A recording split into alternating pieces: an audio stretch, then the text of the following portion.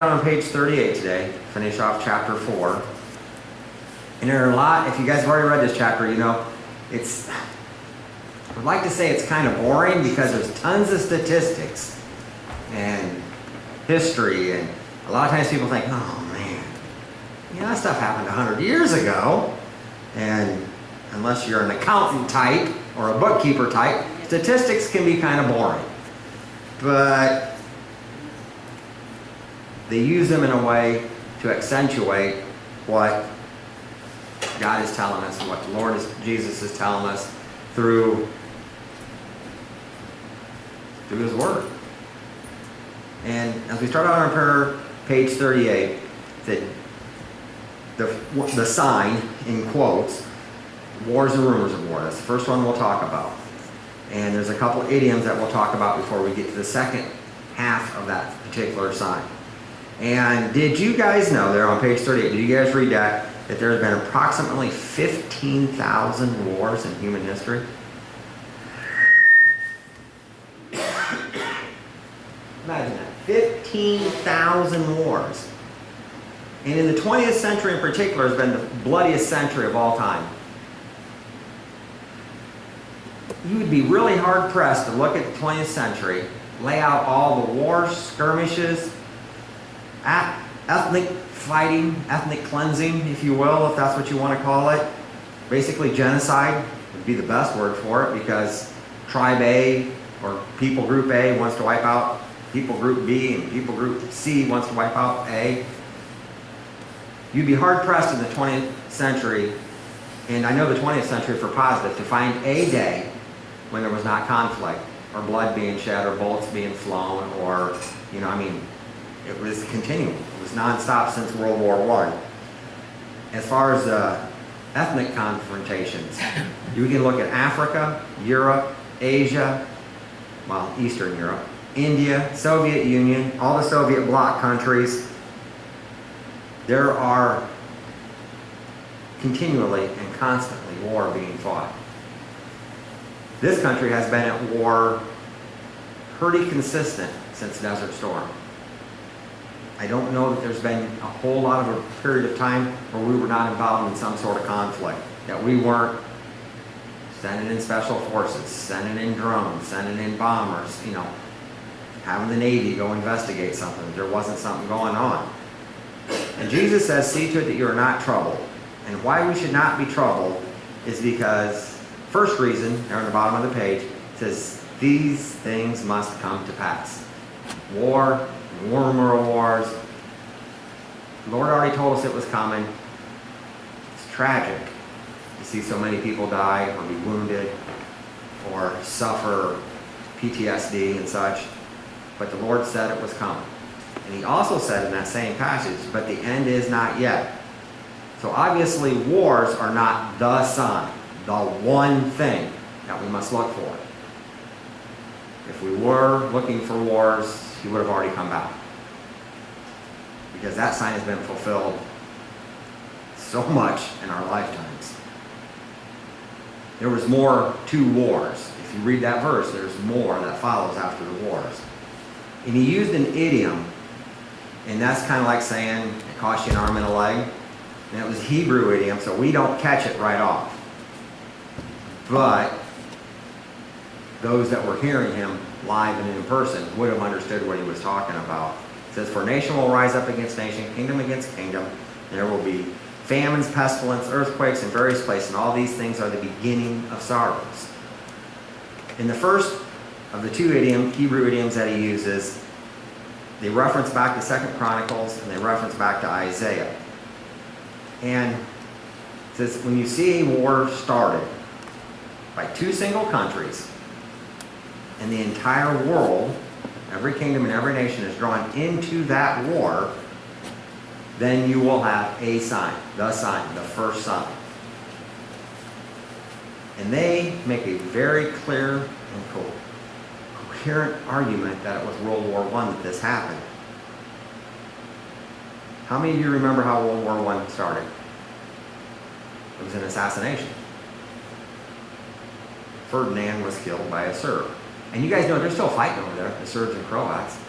If it wasn't for the UN peacekeeping, matter of fact, Clinton had us over there for years trying to keep them separated because they're still fighting. And we're talking 1914 all the way up to now. And if the UN peacekeeping troops was to leave, they'd go right back at it. They'd be shelling and shooting each other like crazy again. So there is a fight there that has never ceased because history never dies. This is about the only place where history dies, this country, in my opinion. I didn't know that, but every country was involved in World War I except for 7 nations. And it says that even those 7 nations sent mercenaries and secret forces and stuff, into the war. And it's estimated that 53 million men marched in uniform, and of those 53 million, 13 million were killed. Think about that, 13 million people over about 4.5 year span of time.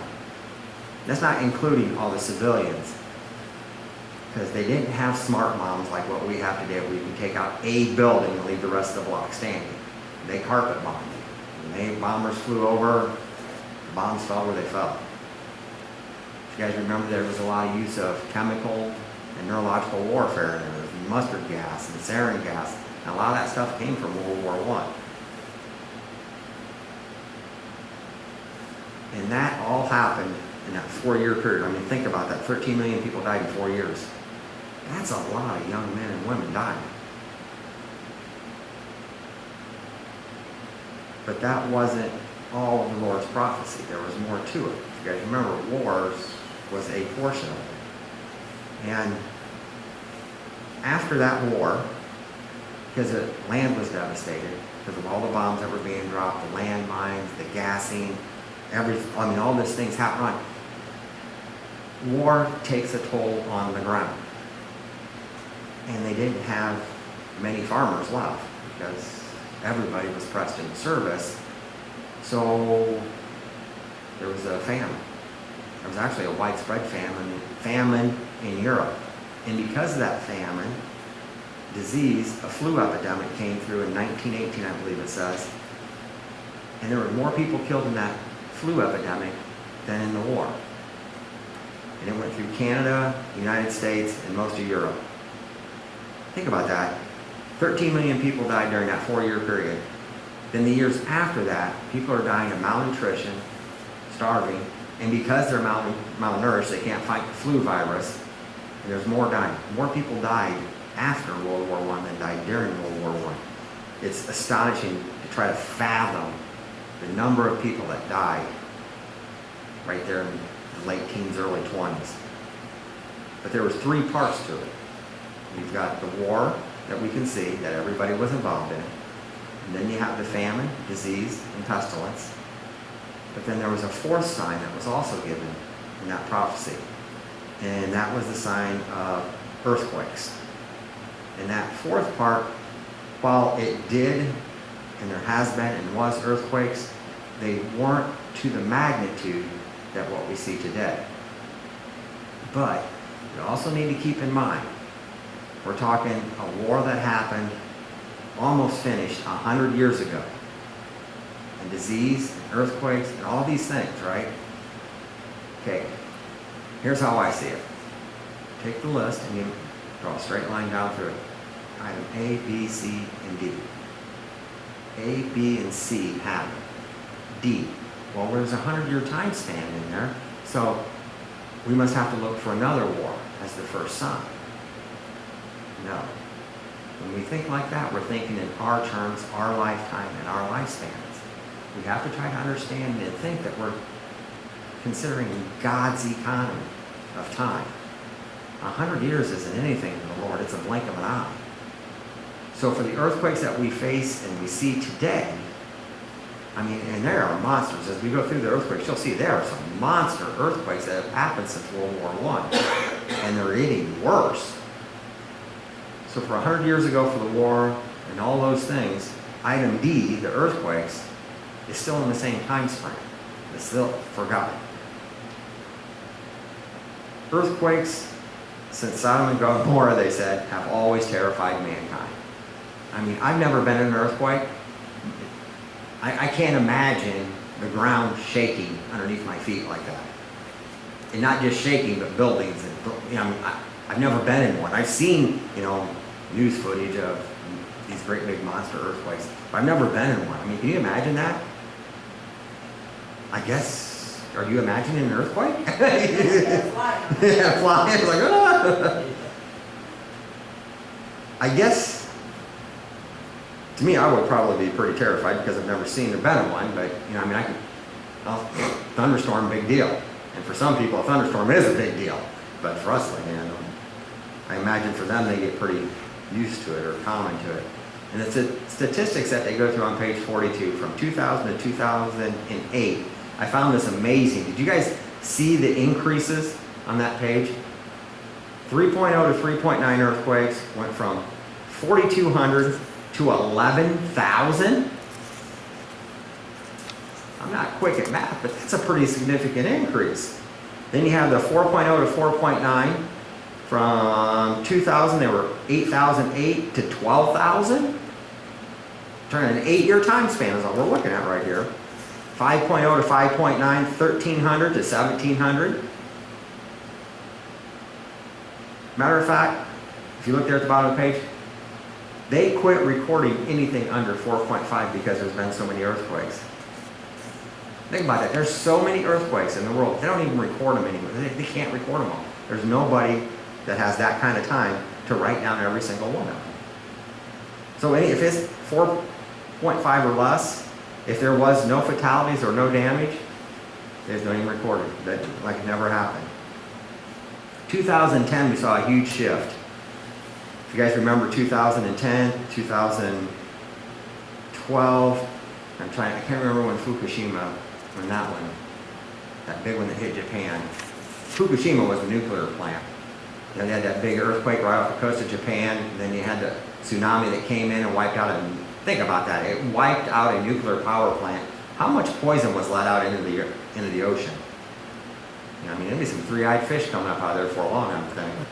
And as you start counting backwards, I mean, they don't have those in here, but it hasn't been that long ago there was a huge earthquake in Mexico, 2 of them. Matter of fact, right as we started this class, there were 2 big earthquakes in Mexico. Then before that, there was another big one in Chile that rivals these ones that they're talking about in here. And then you have the Sumatra earthquake, the largest earthquake ever recorded, a megathrust earthquake where Earth rose. A section of the Earth actually under the ocean, all the way to the ocean set on it, rose. It just came straight up. That's what a megathrust is. Think about that. It was the longest duration earthquake in history. It was the deepest, and I believe it's over on page 44 where it gives us some of the technical aspects of it. Yeah. That earthquake had enough power on the surface to equal all the bombs of World War II plus 2 nuclear bombs. That's how much power on the surface and under the ground that the earth took hit, not the surface, but underneath. It was 1,500 times that much power was released. And they go into doing some of the math in here, but can you really get your mind around 9,556 gigatons of TNT? Yeah, there's just no way to fathom that. That earthquake, there was 227,000 people died. 227,000 people died the day after Christmas. I'm sure you guys have all seen news footage of that, and aerial footage, where you have a beautiful coastline, then the only thing left standing is maybe one building, one mosque or temple or something like that that was made of concrete. Everything else inland for 10, 15 miles is completely gone. Trees are just spiny things, worse than any kind of hurricane or earthquake that you've seen. And then after that, a few years after that, 2007 and 2009, they had an 8.5 and a 7.5 earthquake that killed another 1,100. Then they had one that had killed 1,300 people over there after that. I mean, these earthquakes that we're experiencing are just phenomenal. And a lot of times it talks about how we think California is the earthquake central in the United States. It's really not. It's Alaska. Alaska gets pounded with earthquakes. And they list a few of those in there from 57 and 64 and 65. 8.6, 9.2, 8.7 earthquake. I mean, that's a lot of earthquake. And they quote a guy from Scripps Research there in center in like Jola, California. He said it's almost as if the plates are gyrating in anticipation of a great earthquake. And when you take a look at Revelation 6:11 and 16, you'll see that earthquakes are so tremendous during the Great Tribulation that it levels mountains. Think about that, a mountain getting leveled by an earthquake.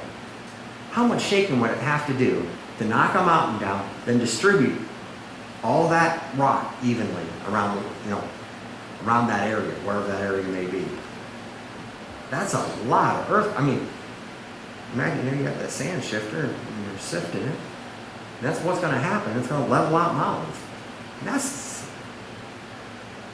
that's more gigatons than you can think of. More gigatons than I can think of TNT being. And it's just God getting people's attention. I mean, that's a serious attention giver. And when you look at the last 100 years and we start putting all four of these signs together, each of those four signs had a particular purpose. Their particular purpose was to get mankind's attention. You guys remember what happened right after September 11th? The churches were packed. We've had several smaller scale terrorist attacks in this country, whether domestic or foreign terrorist attacks. And people have become callous to it. And the churches don't fill up that anymore, do they? But they did. And people say, well, it's kind of harsh to say it's God trying to get our attention. That's exactly what it is. Because there were a lot of people who came back to faith after that terrorist attack. I being one of them. Because if the country I live in was that vulnerable, I needed to put trust in something more than just where I was, where I live. And God, during that Great Tribulation period, keeps the door of salvation open. So anybody that wants salvation can still seek it and find it, if they're willing. The sad part is not many will. And the second idiom that we're going to look at on page 46 is the idiom of the birth pains. See, Jesus said that World War I, or that they're saying in here, Jesus did call it World War I, wasn't the end of the age. It was the beginning of the sorrows. Okay, the beginning of sorrows, they use an analogy of a pregnant woman. The first labor pain, the first does not mean she's going to have a baby right there. That means she needs to do one particular thing. Wait and watch for the second sign. The next, I think I got a burp. Sometimes they're pretty mild at first. So when you look at World War I, it wasn't the sign and all the things that happened, all four of those together, isn't the sign of the end. What it is the sign that we are to watch for to say, oh, this is the beginning, that it started. Just like labor, that first twinge doesn't mean labor that this is going to happen right at the moment. It means labor is close. And by close, it could be, 5 minutes, could be 36 hours. And I've known some that have went into labor, they went to the hospital, and they sent them back home to wait a day. And in our case, when we had all those signs fulfilled, at World War I and the time since then we know that the time of Christ, the time of the end, is close. And that's what they're trying to relate to us, that isn't the end, but the beginning of the end, to let us know that time is getting short. And for us, we should be thankful that the Lord didn't come back then. So I'm looking around, I don't think there's many of us that were alive during World War I.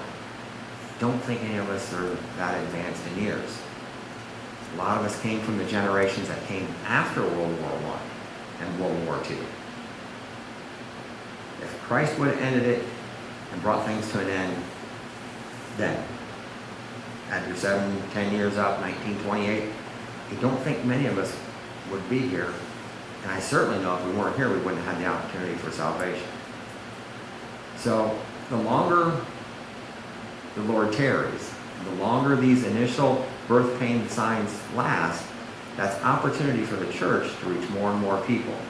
And for us to be sure of our salvation, to be more like Him, and then to take that out into this world. See, as the Lord tarries, that adds time, and more time means more opportunity for people to accept the Lord. Anybody got any questions on these two idioms and the first birth pain, if you will? No? Oh, you were quick? Well, good for you, because not many go quick.